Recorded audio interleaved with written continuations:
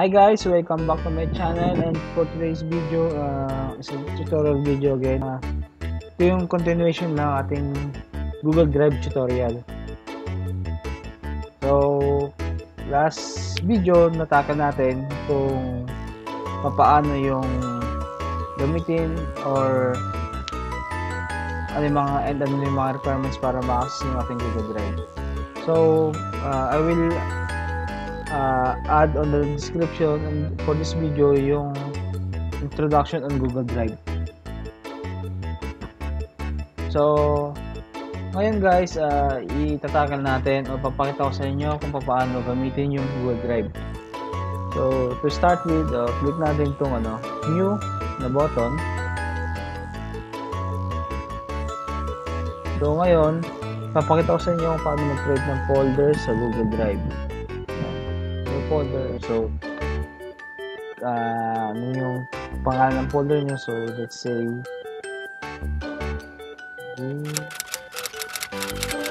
sweet sample or let's say demo.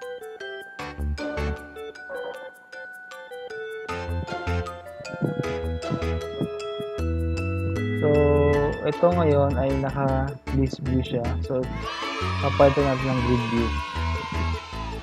So, grid view, makita nyo kung sino yung owner, kung kailan na modified yung folder, and yung file size. Dito guys, pwede nyo rin i-change yung folder kung anong gusto yung kulay. By default kasi naka-gray siya, or black ba to? So, for this demo, lagay ito ng color blue. So, yun siya, color blue na siya. Ayan. So, wala pa siyang laman.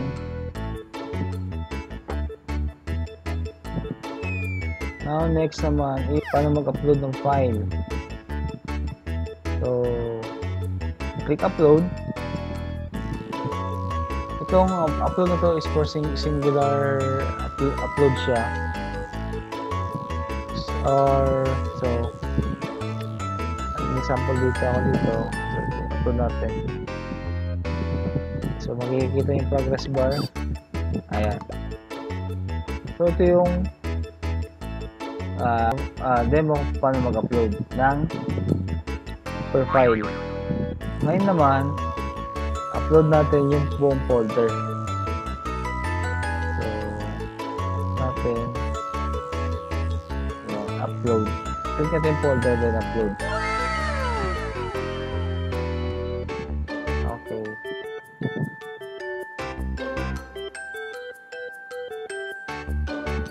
So, yun. Ayan. Yun din siya. So, yun no guys. Pinakita ko paano mag-upload using this one. Ngayon, may other option din tayo kung shortcut kung paano mag-upload. So, pwede tayong drag and drop din. Let's say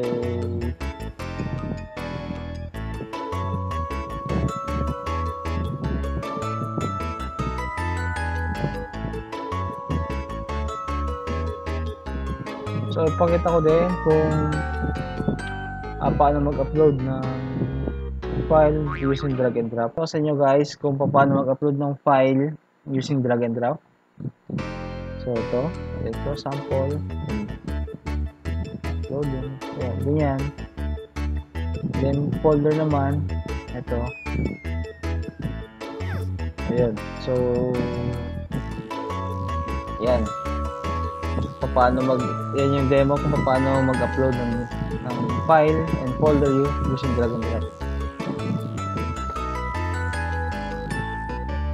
So, tapos na tayo doon. Ngayon, kung gusto nyo i-organize itong folder nyo or yung Google Drive nyo, ayan, pwede nyo siyang left click nyo lang, drag and drop nyo lang siya kung saan yung folder lalagay. So, let's say dito. So, yun, ganun. Ayan. Then Yung next is yung pag-create ng using tong Google Docs and Google Sheet. So, new, click lang new, then click yung Google Docs. Ayan, meron na kayong Google Docs. Para rin kayo naka Microsoft Word kung nasanay kayo sa Microsoft Word. Then, para palitan yung file name, para palitan yung document file ito, ilagay yung title niya. So, Google Drive sample.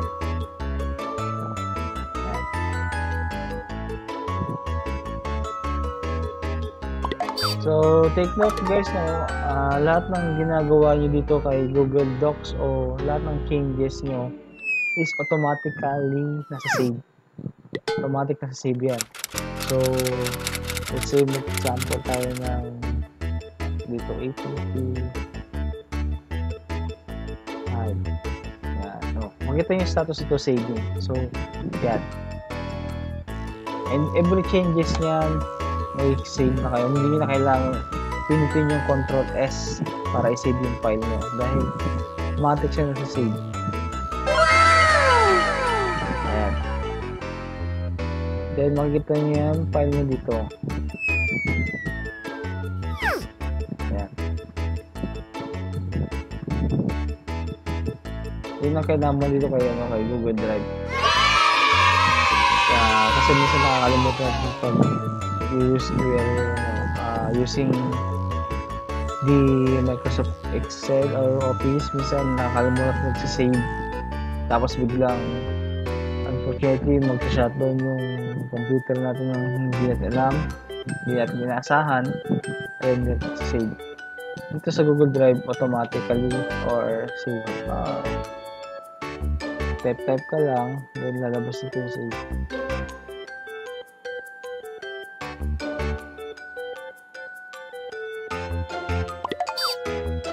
So ito, yun yung sasabi ko ng last video, pag install natin yung document,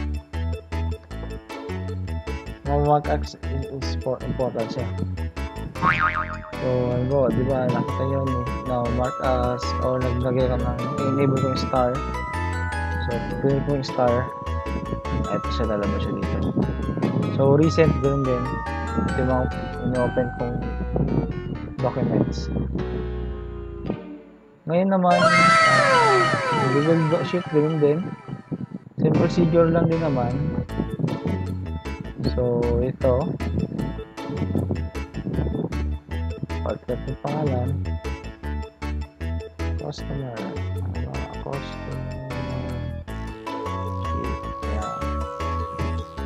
kung makita nyo, para rin tayo ng using Microsoft Excel. So, kung ano yung nagagawa nyong formulation kay Microsoft Excel, magagawa nyo rin dito kay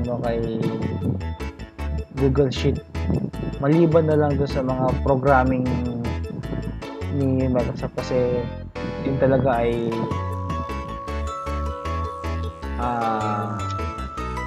original ni Microsoft na sa kanila talaga yan. So let's say sample tayo lang dito Tuesday.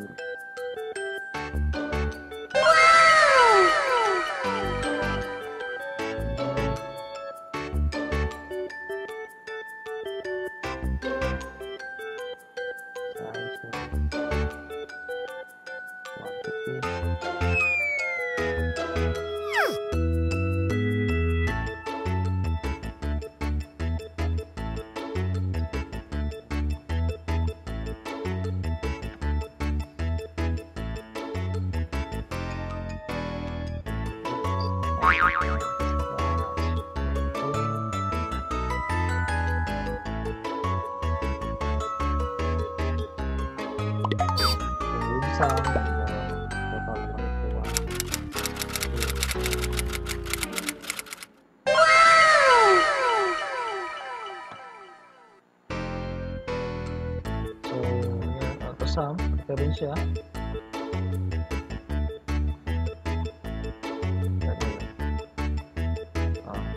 yung status din, saving din, automatically save you.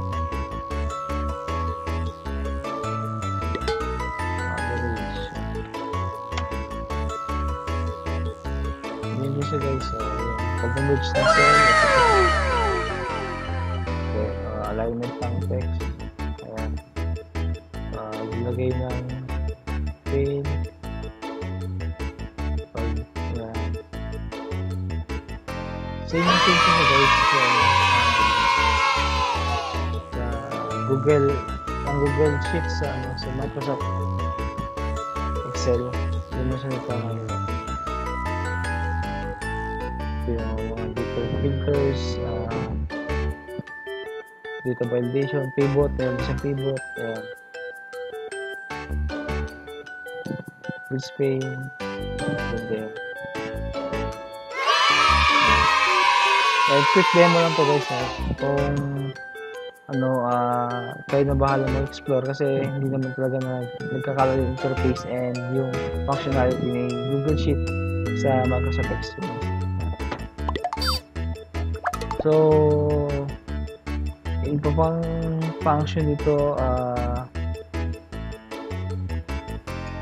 pwede nyo siyang i-download. Ayan. Kung gusto nyo i-download yung file from cloud or using Google Drive, ito, kung anong format mo siya i-download. So, let's say Microsoft Excel or the Excel. Download mo siya. Click nyo lang. Then open nyo.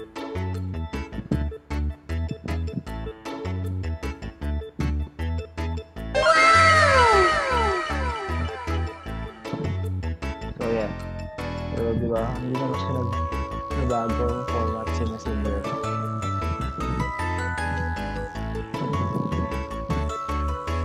Ganun din dito, pwede namin siya send sa kay Microsoft Word.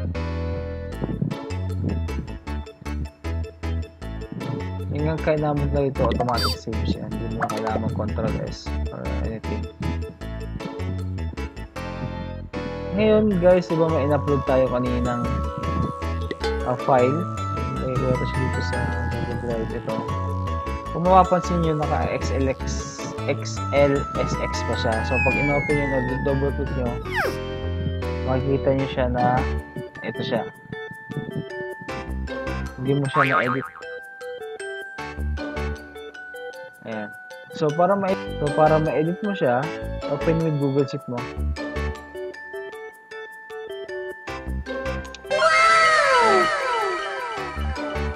May edit mo siya yan. Edit na natin mag-load.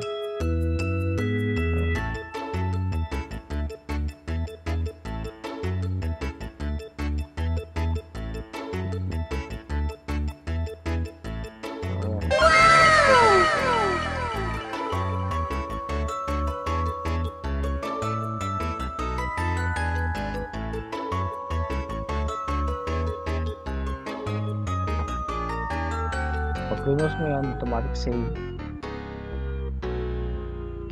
So, nakikita nyo yung last modified. O, dapat i-open natin to. Nagre-reflect yung ginawa natin. So, yun. Nag-reflect na siya. Ngayon, kung ayaw nyo nang ina-open sa Google Sheet, pwede natin siyang i-directa ng i-convert niya ng Google yung file natin. So, once na nag-upload tayo, i-convert niya into Google Sheet. So, pakita ko lang sa inyo kung paano yun. So,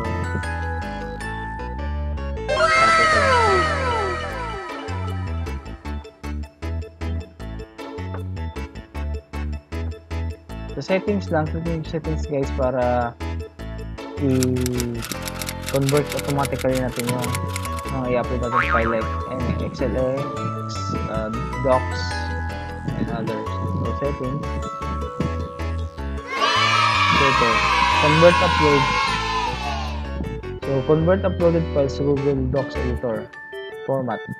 So, anytime na mag-upload tayo, i-convert niya na to sa Google Docs Editor format. So, click mo lang yung yes or check mo yung done. So, testing natin. itong i-upload natin, dapat ito magiging Google Sheet na siya or magiging katulad nito guys.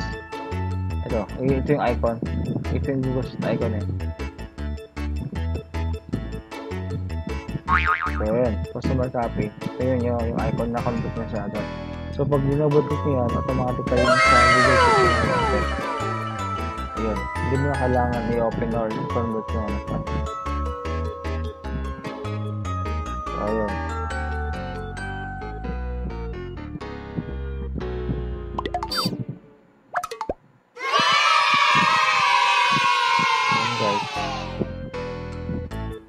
Ganun lang siya kasimple, ganun lang gamitin yung Google Drive. Take note nga din pala guys, no, sa lahat ng ginagawa nyo or lahat ng file na using the Google Sheet, makikita nyo yung file size 0. Naka 0 siya, so meaning hindi siya nagko-consume ng storage nyo. Sabi, ito, dito sa 15 GB, hindi siya nagko-consume. Once na nakaka-convert siya, yun ang advantage kapag na-automatic convert yung yung file nyo from Google editor format. So yun customer sheet natin 0 file, 0 byte or wala siyang file size, meaning wala siyang utilization na nagagamit. So itong customer XLX natin na hindi na converted sa Google editor format, meron siyang file size. So with this, in-advise ko na gumamit kayo na Google editor format to save or the storage. Ayan siya. Ito siya. Tingnan nyo, kumbaga meron siyang file size. Ito wala. So, yun, save kayo ng storage nyo. Hindi siya kumain ng space sa 15 GB nyo. So, itong 25 KB ay yung mga unconverted na Google mga docs na nakasave sa Google Drive. So ayan guys, no? Kita nyo na yung paano gamitin yung Google Drive. Simple lang siya, basic lang. And siguro may turo ko sa inyo next video kung paano mag-share sa Google Drive and other security concern. So for this video, okay na tayo guys. So thank you for watching and hopefully may nakatunan kayo sa video nito, and kindly hit the subscribe button and hit the notification bell para ma-notify kayo pag mayroon akong bagong video. So that's all and bye guys!